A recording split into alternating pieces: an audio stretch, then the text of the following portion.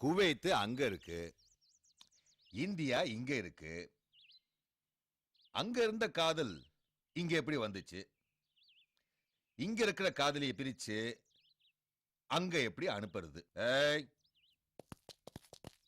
ஐயா, பையன் மேல பெருசா கேஸ் இல்ல, எப்படியும் இன்னைக்கு ரிலீஸ் ஆயிடுவான்னு வக்கீல் சொன்னாரு. அவன் கோர்ட்டை விட்டு வெளியே வந்த உடனே உலகத்தை விட்டு மேல அனுப்பிடு. அப்புறம் காதலன் செத்தப்புறம் காதலிக்கு என்ன வேலை? 2 சொட்டு கண்ணீர் விட்டுட்டு அவளாவே அவ நாட்டுக்கு போயிடுவா. போங்கடா, அந்த பையன் மேட்டரை முடிச்சிட்டு வாங்க, போங்க.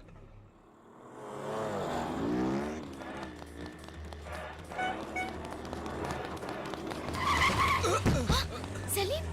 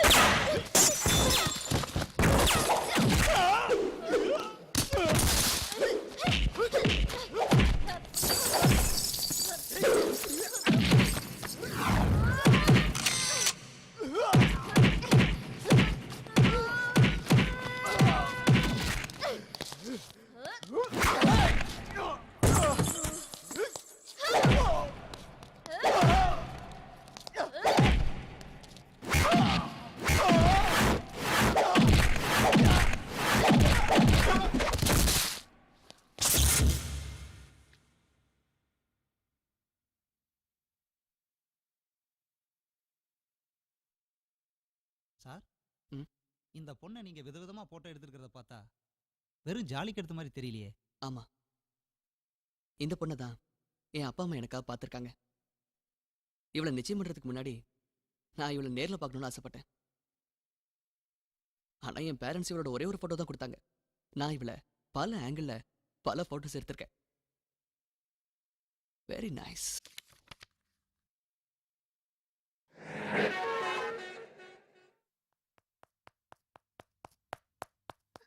என்ன மேடம் வர சொன்னீங்களா? ஆமாம்மா, நான் எவ்வளவு போராடி உன் ஃப்ரெண்ட் ஆஷாவை என்னால காப்பாற்ற முடியல. தாயின் குழந்தை பிரிச்ச மாதிரி அவளை சலீம் கிட்ட இருந்து பிரிச்சு அவங்க நாட்டுக்கு கொண்டு போய் அவளை கொல்ல போறாங்களா?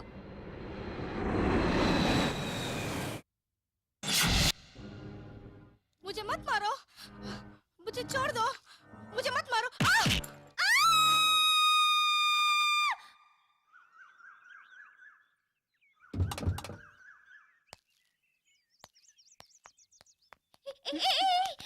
என்னடி, நான் கனவு கண்டு பயந்து போயிருக்கேன், எதுவுமே கேட்காம போறீங்க. எப்போ உனக்கு வரதானே இல்லன்னா ஆச்சரியம். என்ன கனவு கண்டிருப்பேன்? உன் நாக்க வெட்டுறது இல்ல மூக்க வெட்டுறது அதானே? ஏய், நம்ம ஆஷாவை லாயர் காப்பாத்த முடியாதுன்னு சொல்லிட்டாங்க. அவ நாட்டுல அவளை கொன்னுட்டாங்க. அச்சு வாய பேத்துரு. இப்பதான் வக்கீல் வீட்டுக்கே போறோம், அதுக்குள்ளார கனவா? அவ வாழ்க்கை நல்லா இருக்கணும்னு நினைச்சிட்டு இருக்கோம்.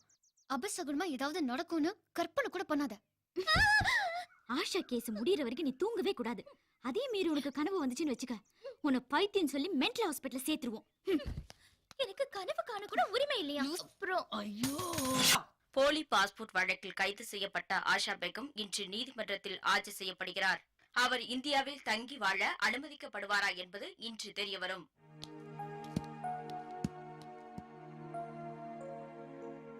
யுவர் ஆனர், குற்றம் சுமத்தப்பட்டிருக்கும் ஆஷா ஒரு மோசடி பெருவழி என்று போலீஸ் விசாரணையில் தெரிய வந்திருக்கிறது. இதோ காவல்துறை அதிகாரிகளால் சேகரிக்கப்பட்ட ஆவணங்கள். இந்த பெண் நமது நாட்டை ஏமாற்ற பார்த்திருக்கிறார். இவரால் நமது நாட்டிற்கு எந்த நேரத்திலும் எந்த நிமிடத்திலும் ஆபத்து வரலாம். இவரை நமது நாட்டில் விட்டு வைப்பது குற்றமாகும். எனவே இவரை இந்த நாட்டை விட்டு உடனே வெளியேற்ற உத்தரவிடுமாறு கனம் கோட்டார் அவர்களை தாழ்மையுடன் கேட்டுக்கொள்கிறேன் யுவர் ஆனர். மதிப்பிற்குரிய நமது பப்ளிக் ப்ராசிக்யூட்டர் ஆஷாவால் நம் நாட்டுக்கு ஆபத்து ஏற்படும் என்றுதான் சொல்கிறாரே தவிர எந்த விதத்தில் ஆபத்து ஏற்படும் என்று சொல்ல மறுக்கிறார். காதலிச்சதால ஒரு நாட்டுக்கு ஆபத்து ஏற்படும்னா அதை விட மடத்தனமான ஒரு வாதம் இருக்கவே முடியாதுன்னு நினைக்கிறேன். வெளிநாட்டில இருந்து இல்லீகலா வந்த ஒரு பொண்ணுக்காக எதிர்த்தரப்பு வக்கீல் இப்படி பேசுறது எனக்கு ஆச்சரியமா இருக்கு. இதே நம்ம நாட்டுல இருந்து ஒரு பொண்ணு அங்க போயிருந்தா அவங்க கல்யாணம் பண்ணி வச்சிருவாங்களா? கரெக்டா கேட்டீங்க சார். நம்ம நாட்டுல இருந்து ஒரு பொண்ணு அங்க போய் லவ் பண்ணிருந்தா நிச்சயமா இந்நேரம் கொண்டு இருப்பாங்க. தெரிஞ்சிருந்து இவங்களையே நீங்க காப்பாத்த நினைக்கிறீங்க? அதான் நம்ம நாட்டோட பெருமை. நம்ம நாட்டுக்கு அடக்கிறம் தேடி வந்தவங்களை காப்பாத்தோன்னு நினைக்கிறோமே, அதான் நம்ம பண்பாடு பாரம்பரியம். நம்ம நாட்டை நம்பி வந்த யாருமே கெட்டு போனதில்ல. உலகத்திலேயே மனிதனை மனிதாபிமானத்தோட பார்க்கக்கூடிய முதல் நாடு இந்தியா தான். யுவர் ஆனர், இந்த பொண்ணு நம்ம மண்ணை நம்பி வந்திருக்கா. அவளை வாழ வைக்கிறதுனால நம்ம நாட்டுக்கு தான் பெருமை. யுவர் ஆனர், காதலிக்கிறேன்னு சொல்லிட்டு வெளிநாட்டுல இருந்து தீவிரவாதிகள் கூட வரலாம். அவங்க எல்லாரையும் நாம வரவேற்க முடியுமா? வெளிநாட்டில இருந்து நம்ம நாட்டுக்கு வர்றவங்கள தீவிரவாதி யாரு காதலர்கள் யாருன்னு வித்தியாசம் கண்டுபிடிக்க முடியாத அளவுக்கு நம்ம பாதுகாப்பு அதிகாரிங்க ஒண்ணு மோசமா இல்லையே. உண்மையான காதலை வாழ வைக்கணும்னு தான் சொல்ல வந்தேன். அப்படி நம்ம சட்டத்துல இடம் இல்லையே. சட்டத்தை மாத்துவோம் சார். ஒரு நல்ல விஷயத்துக்காக சட்டத்தை மாத்துறதுல ஒன்றும் தப்பு இல்லையே. தீவிரவாதம் தலைவிரித்தாடும் இந்த தருணத்தில் இவர்களுக்கு கருணை காட்டுவது வெளிநாட்டில் இருந்து வரும் தீவிரவாதத்தை ஊக்குவிப்பதாகும். மன்னிக்கணும், தீவிரவாதத்தை நம்ம பப்ளிக் ப்ராசிக்யூட்டர் ரொம்ப தப்பா நினைச்சிருக்காருன்னு நினைக்கிறேன். வக்கீலும் ஒரு விதத்துல தீவிரவாதி தான். தப்பு செய்யறவனை காப்பாத்துற வக்கீலும் ஒரு விதத்துல கிரிமினல் தான் சொல்ல வந்தேன். இவங்க காதலர்கள் தான் வெட்ட வெளிச்சமா தெரிய வருது. அதுக்கான ஆதாரங்கள்லாம் ஒப்படைக்கப்பட்டிருக்கு. இதுக்கு மேலே இவங்களை இந்த நாட்டை விட்டு வெளியேற்றணும்னு சொல்றீங்களே, வெளிநாட்டுல இருந்து ஏதோ பணம் வாங்கிட்டு வந்து நீங்க இங்க பேசுறீங்களோன்னு எனக்கு ஒரு டவுட். Objection your honour. எதிர்க்கட்சி வக்கீல் விட்டா என்னைய தீவிரவாதின்னு சொல்லுவாங்க போல இருக்கு. காதல்ங்கிறது ஒரு பொது பிரச்சனை. சட்டம் மனுஷனால உருவாக்கப்பட்டது, காதல் இறைவனால உருவாக்கப்பட்டது. மனுஷன் நினைச்சா சட்டத்தை மாத்திடலாம். ஆனா காதல் நினைச்சாதான் ஒரு மனுஷனை நல்லவனா மாத்த முடியும். நாம கடவுளை நம்புறவங்க. இந்த காதல் ஜோடியை ஒண்ணு சேர்த்து நம்ம நாட்டிலே சேர்ந்து வாடுறதுக்கு அனுமதி கொடுக்கணும்னு நான் உங்களை கெஞ்சி கேட்டுக்கிறேன் யுவர் ஆனர். இருதரப்பு வாதங்களையும் வைத்து பார்க்கும் பொழுது குற்றம் சுமத்தப்பட்ட ஆஷா போலி பாஸ்போர்ட்டில் நாட்டை ஏமாற்ற பார்த்திருக்கிறார் என்பது தெளிவாக புரிகிறது. இவர்களுக்கு கருணை காட்டினால் அரசு வக்கீல் கூறுவது போல தீவிரவாதிகளும் ஊடுருவ வாய்ப்பு உள்ளது. எனவே ஆஷாவை நாட்டிலிருந்து உடனடியாக வெளியேற்ற இந்த நீதிமன்றம் உத்தரவிடுகிறது.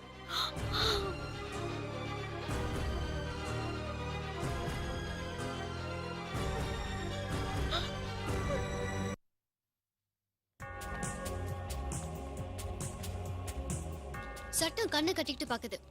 இது சட்டப்படி பார்க்க வேண்டிய பிரச்சனை இல்ல, மனசாட்சி படி பார்க்க வேண்டிய பிரச்சனை. சட்டம் அதோட தீர்ப்பு சொல்லிடுச்சு. ஆனா கவர்மெண்ட் இந்த காதல சேர்த்து வைக்கிற வரைக்கும் நாங்க இந்த உலகத்தை பார்க்க விரும்பல. சார், ஃபாரின் பொண்ணுக்கு சப்போர்ட் பண்ண அந்த 3 பொண்ணுங்களும் கோர்ட் முன்னாடி திடீர்னு உண்ணாவிரத போராட்டம் பண்றாங்க.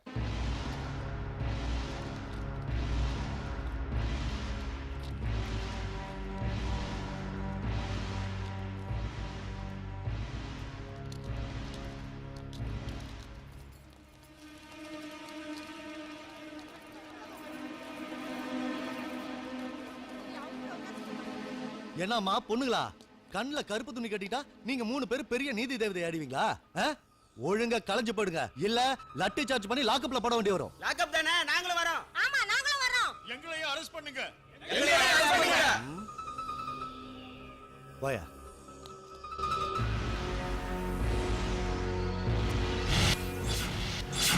நாட்டுல எவ்வளவு பிரச்சனைகள் இருக்கு. ஒரு வெளிநாட்டு பொண்ணோட பிரச்சனைக்காக ஏன் இவ்வளவு பெரிய போராட்டம் பண்றீங்க? இது 2 நாட்டுக்கு நடக்கிற போர் கிடையாது, 2 மனசுக்கு நடக்கிற போர். என்ன அவ்வளவு பெரிய காதல், அதுக்கு இவ்வளவு முக்கியத்துவம் கொடுத்து போராடுறீங்க? உலகத்துல இருக்கிற அதிசயத்திலேயே காதலுக்குன்னு இருக்கிற சின்னம் நம்ம நாட்டுல தான் இருக்கு. ஆனா அப்படிப்பட்ட நம்ம நாட்டுல இந்த காதலை புரிஞ்சுக்கலனா அப்ப அந்த சின்ன எதுக்கு? அழிச்சிடலாமே. இந்த போராட்டத்துல நீங்க ஜெயிக்கலனா ஏன் ஜெயிக்காது? உண்மையான காதல் தோத்ததா சரித்திரமே இல்லையே. பத்திரிகைக்காரங்க நினைச்சீங்கன்னா எந்த போராட்டமும் ஜெயிக்கும்.